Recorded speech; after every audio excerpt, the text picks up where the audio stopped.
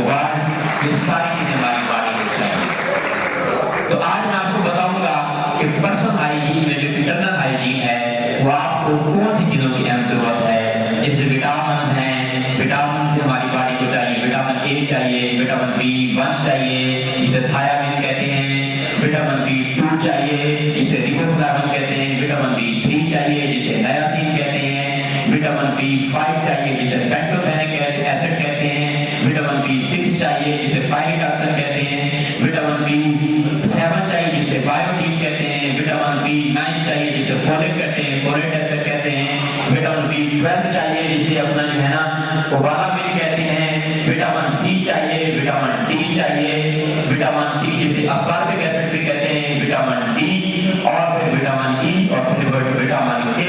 फिर उसके बाद हम जिंक पे बात करेंगे, फिर कैल्शियम पे बात करेंगे, फिर उसके बाद प्रोटीन पे बात करेंगे, फिर जो है हम जो है कार्बोहाइड्रेट पे बात करेंगे, फिर हम शुगर पे बात करेंगे, शुगर जो हमारी बॉडी को रोजाना कितनी चाहिए। तो आज मैं आपको सारा डाइट प्लान जो है, सारा खुराक का वो निजाम बताऊंगा कि हमारी बॉडी को किन चीजों की कम जरूरत होती है। आपको सारा डाइट प्लान जो है सिर्फ 25 मिनट के अंदर बता दूंगा। इसका सारा ये मैसेज जो है यहाँ खत्म हो जाएगा।